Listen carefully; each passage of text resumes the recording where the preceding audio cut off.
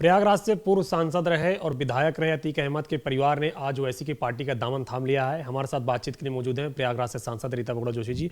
Ma'am, किस तरीके से शहर पश्चिमी से चुनाव भी लड़ने जा रहा अतीक का परिवार, जिस तरीके से एक छवि रही है अतीक की पूरे इलाहाबाद के अंदर, प्रयागराज के अंदर, अब वो ओवैसी की पार्टी से चुनाव लड़ने जा रहे हैं। देखिए, आपराधिक पृष्ठभूमि के जो लोग होते हैं, ख़ास तौर से जिनका नाम आपने लिया अतीक जी, ये लोग हमेशा राजनीति में बने रहना चाहते हैं ताकि उनको एक संवैधानिक संरक्षण, उनका थोड़ा एक पब्लिक फेस हो और प्रशासन उनसे थोड़ा घबराए। लेकिन पिछले 7-10 सालों में ये प्रथा बदल गई है और आज वो जेल में है। उनका परिवार जिस तरह से दबंगई कर रहा था, उसके खिलाफ कार्रवाई हो चुकी है। चुनाव, ये लोग अब चुनाव करीब है इसलिए वो चुनाव लड़ने की सोच रहे हैं। 2 बार 3 बार चुनाव हार चुके हैं और इस बार भी उनकी तो ज़मानत जब्त होने की स्थिति हो जाएगी। तो मैं ये समझती हूँ कि सिर्फ अपनी पहचान को और अपने अस्तित्व को बचाने के लिए ये लोग पॉलिटिक्स में आते हैं। और ओवैसी जी का भी क्या है, उनका भी तो नफरत की राजनीति करते हैं। तो ओवैसी की पार्टी में सब ऐसे ही लोग जाएंगे और ऐसे लोग जब जाएंगे तो जनता उनको रिजेक्ट करेगी। ओवैसी ने ये भी कहा है कि उत्तर प्रदेश का मुसलमान जाग चुका है और इस बार चुनाव में देखने को मिलेगा तमाम सारी पार्टियों को। ये बात तो मैं उनकी मानती हूँ कि जाग गया है, पूरा प्रदेश का आदमी जाग गया है। क्यों? क्योंकि अब भ्रष्टाचार से लगभग मुक्ति है। देखिए, 4 लाख सरकारी रोजगार गए और बिल्कुल बिना किसी करप्शन के, भ्रष्टाचार के आपकी जन कल्याणकारी योजनाओं को लोगों तक पहुंचाया जा रहा है बिना किसी करप्शन के। सीधे डीबीटी हो रहा है चीज़ों का, किसानों को इतना लाभ दिया जा रहा है। तो वैसी ये भ्रम में ना रहें। अब भ्रम सबका टूट चुका है कि विकास और सिर्फ विकास के नाम पर ही राजनीति होगी और देश में चुनाव होंगे। आप देखिएगा, बढ़ चढ़ कर पिछले बार से ज़्यादा प्रतिशत वोट हमको मिलेगा और पिछली बार से ज़्यादा लोग जीत कर आएंगे। वैसे ही ये लोग तो देखिए, जैसे क्या कह सकते हैं कि मौसम देख कर निकलते हैं। चुनाव है, इनको अपनी पैन इंडिया इमेज बनानी है, इनको दिखाना है कि मैं एक राष्ट्रीय स्तर का नेता हूँ। तो यूपी आने दीजिए, यहाँ पर भी मुँह की खानी पड़ेगी।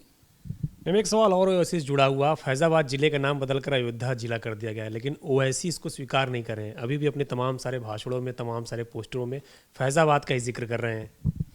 देखिए, वो तो अलगाववादी पॉलिसी है उनकी। वो तो चाहते ही हैं कि किसी इशू पे दुराव हो और वो दुराव के लिए कर रहे हैं कि भाई जातियों के बीच में, समुदायों के बीच में कुछ टसन हो। लेकिन ऐसा कुछ होगा नहीं। आप देखिएगा, अयोध्या की शक्ल बदलने जा रही है। जिस दिन अयोध्या अंतर्राष्ट्रीय स्तर पर पर्यटन का सबसे महत्वपूर्ण केंद्र होकर उभरेगा, तो वहाँ पर जितने नागरिक हैं, वो हिंदू हो, मुसलमान हो, अन्य हो, बौद्ध हो, जैन हो, सबको उसका लाभ मिलेगा। जो भी वहाँ जनता है उसकी आर्थिक स्थिति बेहतर होगी। लॉजेस खोलेंगे, होटल्स खोलेंगे। आप देखिएगा, वहाँ पर जो हमारे टूरिज़्म में जो गाइड्स होते हैं वो निकलेंगे। कितना वहाँ पर रोज़गार सृजन होगा। तो ऐसा थोड़ी होगा कि घेटोज़ में दिया जाएगा कि आप हिंदू आप करेंगे, आप मुसलमान आप नहीं करेंगे। आज भी अयोध्या के मंदिर से बहुत सारे वहाँ के मुस्लिम परिवार जुड़े हुए हैं ये रोज़गार के माध्यम से। भाई कोई फूल बनाता है, कोई वस्त्र बनाता है, कोई और सामान बनाएगा, कोई भोजनालय खोलेगा। तो मैं समझती हूँ अयोध्या की सूरत बदलने जा रही है और वो जिला उत्तर प्रदेश के सबसे सुंदर और विश्व स्तरीय पर्यटन केंद्र बनने जा रहा है, जिसका लाभ सबको मिलेगा। वहाँ के नागरिक इस बात को समझते हैं। मायावती पे सवाल है। आज वो लखनऊ पहुंची थी, प्रबुद्ध वर्ग सम्मेलन को संबोधित कर रही थी। उन्होंने कहा है कि बीएसपी की सरकार में ब्राह्मण ज़्यादा बेहतर था, बीजेपी की सरकार में इस वक्त ब्राह्मणों को शोषण हुआ है।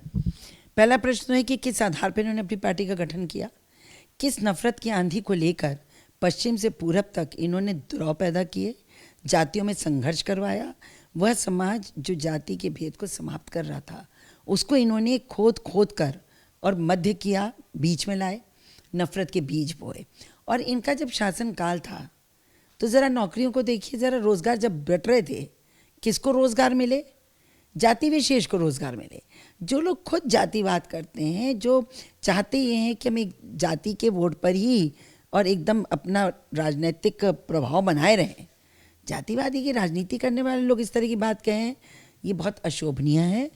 भारतीय जनता पार्टी ना जात देखती ना पात, और वो सिर्फ विकास देखती है।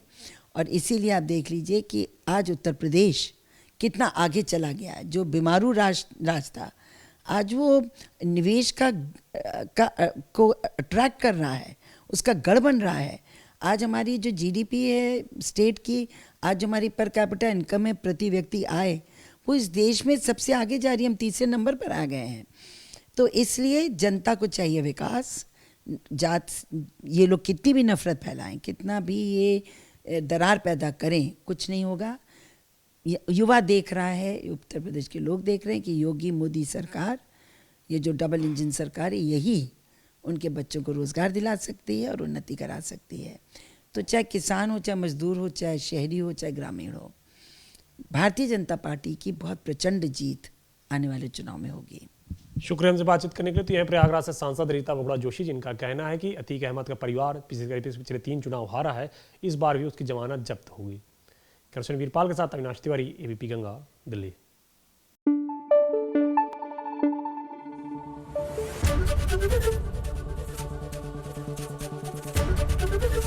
एबीपी गंगा, खबर आपकी, जुबान आपकी।